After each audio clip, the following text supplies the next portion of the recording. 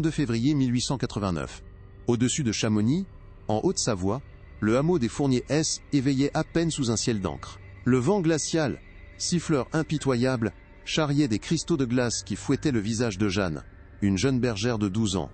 Ses mains, déjà rougies et gercées par le froid mordant, serraient une vieille lanterne dont la lueur vacillante luttait désespérément contre l'obscurité pré-aube. Le silence oppressant de la neige fraîchement tombée, épaisse et immaculée, était brisé que par le crissement lointain des pins sous la pression du vent. Jeanne avançait d'un pas hésitant, chaque pas un effort dans la couche poudreuse, le cœur tordu par un mauvais pressentiment tenace. Une odeur âcre, un mélange troublant de bois brûlé, et d'une essence indéfinissable, lourde et métallique, flottait déjà dans l'air gelé, annonçant une présence sinistre, bien avant qu'elle n'atteigne le chalet. La porte du chalet des Fourniers, étrangement, était restée entr'ouverte, comme une bouche béante dans la nuit glaciale. Hésitant un instant, la jeune fille prit une profonde inspiration, repoussant l'effroi grandissant, et la poussa d'un geste lent et déterminé. L'intérieur était plongé dans une pénombre presque totale, à peine éclaircie par le maigre halo de sa lanterne, qui dansait sur les murs de bois sombre. L'odeur s'y intensifiait, âcre et écœurante, un mélange suffocant de suie et d'une senteur féreuse et douceâtre. Au centre de la pièce unique, une silhouette immobile gisait sous une couverture grossière, ses contours à peine discernables dans l'obscurité. À ses côtés, un berceau de fortune était renversé, son contenu épars sur le plancher en terre battue. Parmi les débris, une poupée de chiffon, démembrée et grotesque, semblait fixer le vide d'un œil vitreux, témoin silencieux et muet d'un drame inavouable. L'air était lourd, saturé d'une tension palpable, d'un silence qui criait. Un faible gémissement, presque un souffle arraché à la gorge, parvint soudain d'un coin sombre de la pièce, brisant le silence macabre. Le cœur de Jeanne se mit à battre la chamade contre ses côtes, un tambour effréné dans la nuit glaciale. Poussée par une curiosité morbide, mêlée d'une peur viscérale, elle s'approcha prudemment, sa lanterne projetant des ombres dansantes. Recroquevillée, et à peine visible dans l'obscurité, elle découvrit une jeune femme aux yeux cernés, le regard perdu dans le vague, un visage marqué par une souffrance indicible. Elle serrait contre elle un nourrisson aux traits étrangement familiers, dont le petit corps frêle semblait à peine respirer. Alors que Jeanne restait figée, le silence fut brutalement brisé par le claquement soudain d'une branche sous le poids de la neige à l'extérieur, la faisant sursauter. Dans le mouvement, la lumière de la lanterne illumina un instant la couverture recouvrant la silhouette inerte, révélant une tache sombre et humide, d'un rouge profond, qui étendait lentement sur le tissu épais. Atteindre le hameau des Fourniers, perché comme une sentinelle oubliée au-dessus de Chamonix en cette fin de XIXe siècle, relevait déjà d'une épreuve en soi. L'isolement géographique, était pas qu'une donnée cartographique. Il dictait la vie, les coutumes, et surtout, l'absence de regard extérieur. Coupées du reste de la vallée par des sentiers escarpés et des hivers impitoyables, ces communautés montagnardes vivaient en autarcie quasi complète. Les lois et les autorités de la République peinaient à y pénétrer, laissant la place à une justice informelle, souvent régie par la tradition orale et la nécessité impérieuse de la survie. Dans cet environnement où chaque bouche à nourrir était aussi une paire de mains pour travailler, la cohésion familiale et l'honneur de la lignée primaient sur tout le reste, même sur les plus indicibles des secrets. Dans ce monde rude, la foi et la superstition s'entremêlaient inextricablement. Bien que Velle, Église catholique condamna avec la plus grande fermeté l'inceste, sa voix portait parfois faiblement dans ces vallées reculées, où les prêtres étaient que des visiteurs occasionnels. Les croyances populaires, empreintes d'un mysticisme hérité des siècles, offraient d'autres grilles de lecture. Un drame familial pouvait être perçu comme une malédiction ancestrale, une punition divine, ou œuvre d'une entité maléfique, plutôt que comme un crime humain. Cette perspective facilitait une culture du secret et de la honte, où les transgressions intrafamiliales étaient étouffées pour préserver l'apparence de normalité, éviter le déshonneur public et la ruine sociale, un fardeau bien plus lourd que la culpabilité morale pour ces âmes simples. Sur le plan légal, le Code pénal français de 1810, héritage napoléonien, condamnait bel et bien les atteintes aux mœurs. L'inceste, Silgina, n'était pas explicitement nommé comme un crime distinct, tombait sous le coup des articles sur les attentats à la pudeur, ou le viol, avec des peines de travaux forcés, aggravées si la victime était mineure, ou sous l'autorité de l'agresseur. Cependant, l'application de cette loi dans des zones comme Chamonix restait une gageure.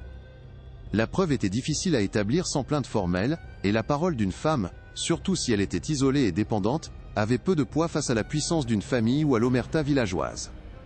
Les gendarmes, rares et éloignés, étaient souvent informés que par des rumeurs, qu'il leur était presque impossible de vérifier sans coopération locale. C'est dans cette confluence glaçante de l'isolement extrême, des pressions de la survie, des superstitions tenaces et d'un système judiciaire lointain et inadapté, que le drame d'Élise Fournier a pu se nouer et perdurer dans l'ombre. Le silence des montagnes était pas seulement géographique, il était social, culturel et légal. Il a servi de complice involontaire à l'indicible, permettant à un crime intrafamilial de se dérouler à huis clos, loin de tout regard et de toute intervention. Le secret, érigé en bouclier contre la honte et la désintégration sociale, a scellé le destin d'Élise et de ses enfants, transformant une tragédie humaine en une légende chuchotée, dont la vérité n'a jamais été pleinement confrontée par la justice de son temps. Dans l'atmosphère feutrée des archives départementales de Haute-Savoie, le docteur Sophie Dubois, historienne et folkloriste, traquait les échos du passé. Son regard scrutait les registres jaunis des hameaux isolés. Les rapports de gendarmerie de cette fin de XIXe siècle se révélaient, comme souvent pour ces régions reculées, d'une frustrante indigence. L'isolement géographique et l'omerta montagnarde faisaient que peu d'affaires parvenaient aux autorités, et encore moins étaient consignées. Pourtant, une entrée cryptique dans un vieux registre paroissial de Chamonix, déniché par hasard, avait éveillé son intérêt. Elle mentionnait des baptêmes, anormaux, et des décès, suspects, liés aux Fournier.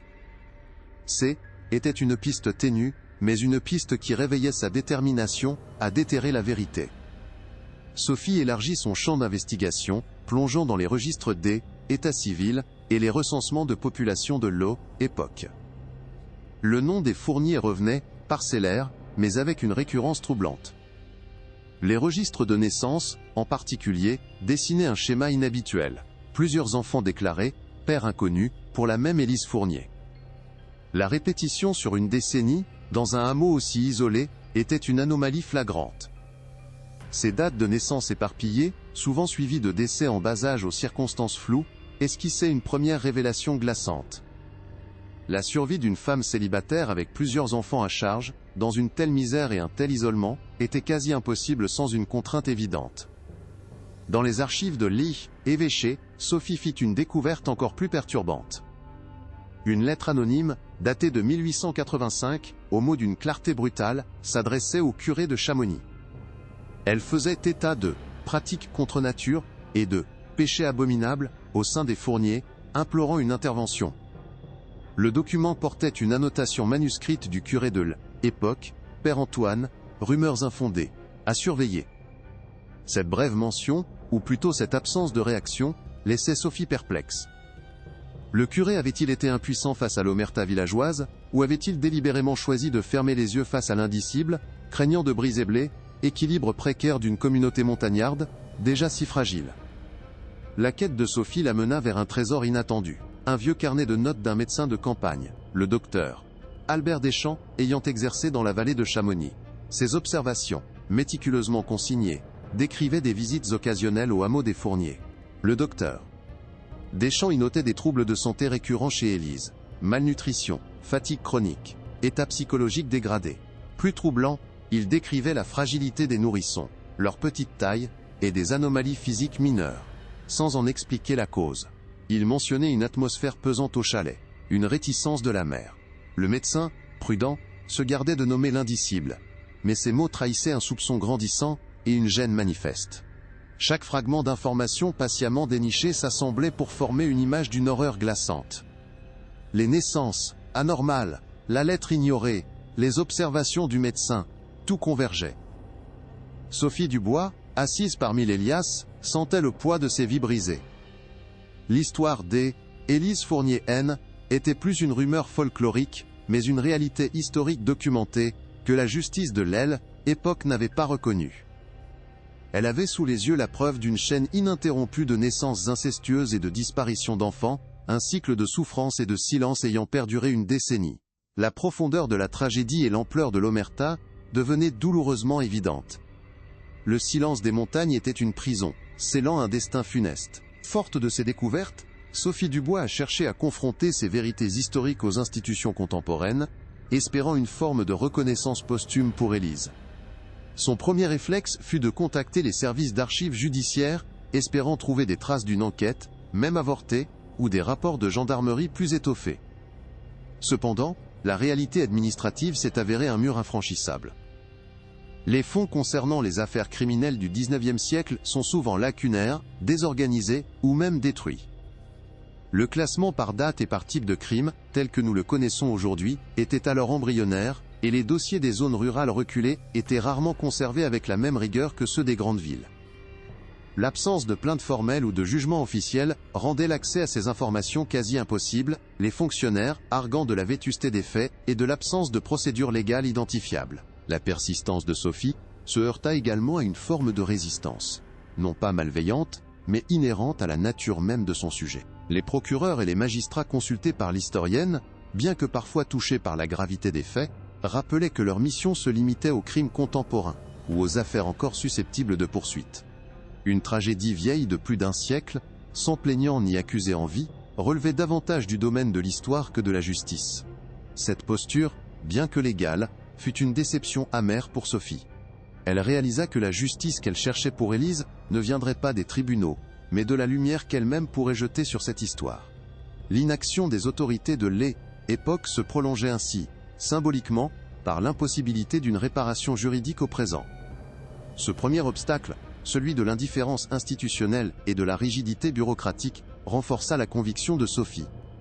Le silence qui avait enveloppé la vie d'Élise Fournier au XIXe siècle continuait de résonner, sous une forme différente, dans les méandres de l'administration moderne. L'historienne comprit alors que son rôle dépassait la simple exhumation des faits. Il s'agissait de donner une voix à ceux qui n'en avaient pas eu, de confronter le passé non pas pour obtenir une condamnation impossible, mais pour honorer une mémoire bafouée, et éclairer les mécanismes qui permettent à de telles horreurs de persister dans l'ombre. Cette quête, désormais, était plus seulement académique. Elle prenait une dimension profondément humaine, un impératif moral de briser enfin l'omerta du temps. Face à l'inertie des institutions, Sophie Dubois mesura l'ampleur du défi. Les couloirs de la justice contemporaine restaient imperméables à la souffrance d'Élise Fournier, prisonnière d'une époque révolue et d'une administration rigide. L'historienne réalisa alors que sa quête ne se résumerait pas à une simple exhumation de faits pour une improbable réparation légale. Son rôle prenait une dimension plus large, celle de la mémoire. Il s'agissait de donner une voix à l'indicible, de briser le silence posthume, qui avait enseveli Élise et ses enfants. Elle se tourna vers d'autres voies, explorant les réseaux d'historiens spécialisés dans les drames sociaux du XIXe siècle, et de journalistes d'investigation sensibles aux récits oubliés, cherchant des alliés pour faire résonner cette vérité hors des murs des archives. La reconnaissance, elle en était convaincue, passerait désormais par la compréhension et la transmission. Sophie consulta le professeur Marc Valois, une sommité en histoire du droit pénal français du XIXe siècle. Assis dans son bureau encombré de vieux codes, Valois confirma la complexité des affaires d'inceste à cette période. Le code pénal, bien que prévoyant des peines pour les atteintes aux mœurs, se heurtait à la réalité des territoires reculés. L'inceste était un tabou si profond qu'il était souvent tu, même par les victimes, expliqua Valois. La preuve était quasi impossible sans une plainte formelle, et la parole d'une femme isolée avait peu de poids. Elle, État central, peinait à imposer sa loi dans ces vallées où la justice coutumière et l'honneur familial primaient. Cette rencontre renforça la conviction de Sophie que l'absence de poursuite n'était pas un signe d'innocence, mais bien le reflet d'un système incapable de percer l'omerta. Poursuivant son investigation, Sophie rencontra Juliette Leclerc, une ethnologue réputée pour ses travaux sur les communautés montagnardes alpines.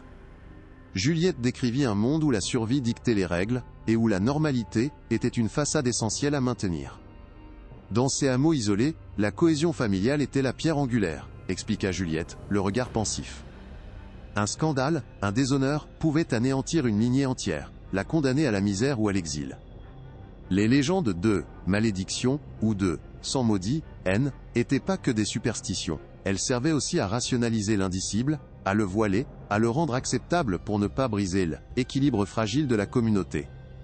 Le silence n'était pas une complicité volontaire, mais une stratégie de survie collective, souvent imposée par la peur du chaos social et de la stigmatisation. Ce dialogue permit à Sophie de comprendre la profondeur culturelle de l'omerta qui avait enfermé Élise. Avec chaque nouvelle pièce du puzzle, l'histoire Élise Fournier se dessinait avec une clarté déchirante. Sophie commença à envisager la meilleure manière de partager cette vérité avec le grand public. La dimension humaine de la tragédie exigeait une approche sensible, loin de la simple analyse académique. Comment raconter une telle souffrance, sans tomber dans le sensationnalisme, sans raviver des douleurs inutiles pour des éventuels descendants, tout en honorant la mémoire d'une victime dont l'existence avait été effacée par le silence. Elle réfléchit aux implications éthiques de son travail, à la responsabilité de l'historien face à un passé aussi lourd. Le défi N était plus seulement de découvrir, mais de transmettre avec dignité, de transformer une légende sombre en un témoignage poignant, respectueux de la dignité humaine. La quête de Sophie dépassait désormais la érudition. Elle ressentait une connexion profonde avec Élise, une impérieuse nécessité de lui rendre sa dignité, de la sortir de l'ombre des légendes où elle avait été déformée en figure maudite. Son investigation était devenue un acte de réparation posthume, un engagement moral. Chaque document, chaque témoignage indirect, renforçait sa détermination à briser le mur de silence érigé par le temps et l'omerta. L'histoire d'Élise Fournier, celle d'une femme brisée par l'inceste et l'isolement, devait être racontée. Le silence des montagnes, complice d'un crime abominable, devait enfin être rompu, non pas pour juger un passé inaccessible, mais pour éclairer les mécanismes qui permettent à de telles atrocités de persister, et pour honorer la mémoire de ceux qui n'ont pas été entendus. La quête de Sophie la mena vers un trésor inattendu, un vieux carnet de notes d'un médecin de campagne, le docteur Albert Deschamps, ayant exercé dans la vallée de Chamonix à la fin du XIXe siècle. Ce document, retrouvé par hasard dans les fonds d'une collection privée léguée aux archives, était une véritable mine d'informations. Ses observations, méticuleusement consignées, décrivaient des visites occasionnelles au hameau des Fourniers. Le médecin, dont le nom n'apparaissait dans aucun rapport officiel lié à l'affaire, semblait avoir été un témoin discret, mais privilégié, de la vie des Fourniers. Son écriture soignée, bien que parfois elliptique, promettait des révélations d'une nature différente, plus intime et plus clinique, sur le drame qui se jouait à huis clos dans les montagnes. Sophie sentit une montée d'adrénaline, pressentant que ce document pourrait être la pièce manquante de son puzzle. Les pages jaunies du carnet révélèrent des observations troublantes sur Élise Fournier. Le docteur Deschamps y notait des troubles de santé récurrents, une malnutrition évidente, une fatigue chronique écrasante, et un état psychologique que le médecin qualifiait de mélancolie profonde, voire de résignation. Plus troublant encore, il décrivait la fragilité des nourrissons qu'il avait examinés au fil des années, leur petite taille, et des anomalies physiques mineures, sans jamais en expliquer la cause. L'atmosphère pesante du chalet était également mentionnée, ainsi que la réticence d'Élise à s'exprimer pleinement, une posture que le médecin interprétait comme une peur latente, un secret indicible qu'elle portait seule, et qui l'empêchait de chercher de l'aide, ou de se confier. Ce carnet offrait une perspective inédite, confirmant les soupçons de Sophie, et ajoutant une couche de vérité glaçante à l'histoire. Le docteur Deschamps, bien que S étant gardé de nommer explicitement l'inceste, avait clairement perçu l'anormalité de la situation. Ces mots trahissaient un soupçon grandissant, et une gêne manifeste, face à ce qu'il ne pouvait ou n'osait pas dénoncer. Ce témoignage médical, silencieux et indirect, venait corroborer les registres de naissance anormaux et la lettre anonyme ignorée par le curé. Il scellait la certitude que le drame d'Élise N n'était pas une légende, mais une réalité vécue, dont les échos, enfin, commençaient à se faire entendre à travers le voile du temps et l'omerta des montagnes. Face à l'inertie des institutions et la froideur administrative, Sophie Dubois comprit que la justice pour Élise ne viendrait pas des tribunaux. La vérité, si elle voulait éclater, devrait passer par le grand public. L'historienne, forte de ses preuves irréfutables et mue par une profonde empathie, décida de briser le mur de silence en s'adressant aux médias. Elle contacta d'abord des journalistes spécialisés dans les enquêtes historiques et les faits de société, ceux qui avaient prouvé leur capacité à traiter des sujets délicats avec la rigueur et la sensibilité nécessaires. Sa démarche n'était pas celle d'une chasse aux scoops, mais celle d'une quête de reconnaissance posthume, une manière de donner une voix à une femme, dont la souffrance avait été effacée par l'oubli et l'omerta. Il fallait faire face à la controverse inévitable, mais le devoir de mémoire primait. La proposition de Sophie fut accueillie avec un mélange de scepticisme et d'intérêt. Certains journaux locaux hésitaient, craignant de remuer un passé douloureux et de s'aliéner une partie de leur lectorat montagnard, encore empreint d'une certaine réserve face aux affaires de famille. Mais une jeune journaliste d'investigation, Camille Delmas, travaillant pour une émission documentaire réputée et une revue nationale, fut immédiatement captivée par la gravité et la singularité du cas. Elle perçut le potentiel d'une histoire qui dépassait le simple fait divers, pour toucher aux racines de l'isolement social, de la superstition, et de l'incapacité d'un système à protéger les plus vulnérables. Le défi était immense. Comment présenter cette horreur sans tomber dans le voyeurisme, tout en respectant la dignité des victimes et la complexité d'un contexte d'époque. Quelques semaines plus tard, l'article de Camille Delmas, intitulé « Les enfants de l'ombre de Chamonix, le secret maudit des fourniers », parut en pleine page d'une revue hebdomadaire influente. Les révélations, étayées par les documents exhumés par Sophie, registres paroissiaux, notes du docteur Deschamps, témoignages d'experts, firent l'effet d'une bombe. L'horreur de l'inceste intrafamilial, perpétrée sur une décennie dans le silence des montagnes, éclatait enfin, au grand jour. La réaction fut immédiate et polarisée. Si une partie de l'opinion publique se montrait horrifiée et compatissante envers Élise, des voix élevèrent localement, dénonçant une atteinte à la réputation de la région et le déterrement inutile d'un passé douloureux. L'omerta, bien que séculaire, montrait qu'elle avait toujours des racines profondes. L'affaire Fournier devint rapidement un sujet de débat national. Des historiens, des sociologues, des juristes et des associations de protection de l'enfance s'emparèrent du sujet, analysant les mécanismes d'un crime qui avait pu prospérer dans l'ombre. La presse régionale, d'abord frileuse, commença à son tour à publier des articles, interrogeant les anciens et les archives locales, découvrant parfois d'autres bribes d'histoires similaires, restées à jamais inavouées. L'histoire d'Élise Fournier, loin d'être un cas isolé, devenait le symbole d'une réalité plus vaste, celle des vies brisées par l'isolement, la pauvreté et les tabous d'une époque. Le nom d'Élise, jadis chuchoté avec mépris dans les légendes, était désormais prononcé avec une compassion et une indignation nouvelles, sortant enfin de l'oubli. Sophie Dubois, les mains tremblantes, étala les documents sur la table des archives. Le registre paroissial, avec ses mentions laconiques de naissance anormale et de décès précoce, se juxtaposait aux notes méticuleuses mais elliptiques du docteur Deschamps. Ce dernier y décrivait la fragilité des nouveau-nés Fournier, leurs anomalies discrètes, la mélancolie profonde d'Élise et l'atmosphère étouffante du chalet. Puis, il y avait cette lettre anonyme, ignorée par le curé, qui criait au péché abominable.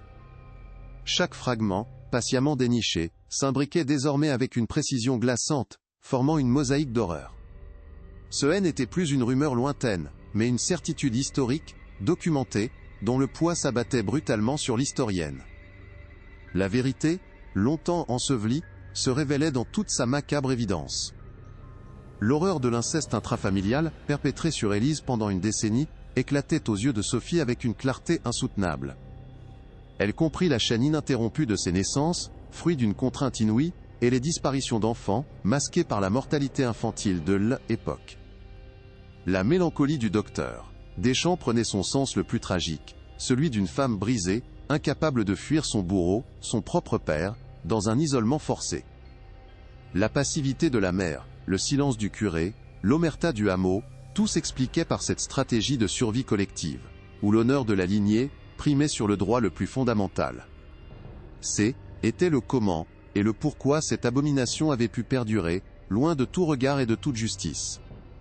Le silence des montagnes de Chamonix, si majestueux tout était plus pour Sophie un simple fait géographique. Il devenait le complice involontaire, une prison de neige et de secrets, qui avait scellé le destin d'Élise et de ses enfants. Le poids de cette révélation était écrasant. L'histoire d'Élise Fournier n'était pas une légende folklorique, mais une réalité historique, une tragédie humaine, dont la souffrance résonnait à travers le temps. Cette femme, jadis réduite à une figure maudite par les rumeurs villageoises, retrouvait enfin son humanité et sa dignité de victime. Sophie ressentait une impérieuse nécessité de briser ce mur d'omerta, de donner une voix à ceux qui avaient été réduits au silence, non pas pour juger le passé, mais pour que cette vérité éclaire les mécanismes de telles atrocités. L'histoire d'Élise Fournier, une fois exhumée des archives par Sophie Dubois et portée à la lumière par Camille Delmas, a résonné bien au-delà des vallées alpines de Chamonix. Elle est devenue un puissant symbole des silences enfouis de notre histoire rurale, de la vulnérabilité des femmes et des enfants dans des contextes d'isolement extrême, et de la persistance des tabous. Dans une France qui, à l'aube du XXe siècle, commençait à peine à se pencher sur les drames intrafamiliaux, ce récit a forcé une prise de conscience tardive. Il a mis en lumière la façon dont l'omerta, qu'elle soit due à la peur, à la honte ou à la simple survie, pouvait éteindre des vies entières. Aujourd'hui, sa mémoire n'est plus celle d'une figure maudite du folklore, mais celle d'une victime dont le calvaire interpelle notre conscience collective. Des voix sades élèvent pour que des lieux de mémoire rappellent ces tragédies invisibles, un murmure qui brise enfin le silence séculaire des montagnes. Le drame d'Élise, bien que figé dans le passé, continue de questionner notre société contemporaine sur la protection des plus faibles. Son histoire rappelle cruellement le chemin parcouru par le droit français, qui, depuis le Code pénal de 1810, a progressivement affiné sa législation pour mieux appréhender et condamner les violences intrafamiliales, notamment l'inceste. Aujourd'hui, grâce à une reconnaissance accrue des traumatismes et à des mécanismes de signalement plus accessibles, la parole des victimes, qu'elles soient enfants ou adultes, a un poids bien différent. Des lois spécifiques, renforçant la protection de l'enfance et allongeant les délais de prescription pour les crimes sexuels sur mineurs, ont été adoptées, fruit d'un combat acharné. L'affaire Fournier, par sa tragique résonance, souligne l'impératif de vigilance constante et nous pousse à interroger les zones d'ombre qui subsistent pour qu'aucune autre Élise ne soit abandonnée au silence. L'enquête de Sophie Dubois sur Élise Fournier n'est donc pas qu'une simple exploration historique. C'est un acte de mémoire, un cri lancé par-delà les décennies pour que la vérité éclate, et que les victimes trouvent enfin leur place dans le récit collectif. Elle nous rappelle que le passé, loin d'être un livre clos, est une source d'enseignements essentiels pour le présent, nous invitant à une vigilance accrue face aux mécanismes du silence et de la domination. Chaque histoire révélée est une victoire contre l'oubli, une lumière projetée sur les ténèbres. L'héritage d'Élise, ce n'est pas la malédiction, mais la force de sa survie et la résonance de sa souffrance, qui nous oblige à nous souvenir. Si cette plongée dans les secrets douloureux de notre histoire vous a touché, et que vous souhaitez que nous continuions à explorer ces récits méconnus et essentiels, laissez un pouce bleu et abonnez-vous à notre chaîne. Pour une autre histoire tout aussi captivante, découvrez notre vidéo sur les mystères du lac d'Annecy, juste après.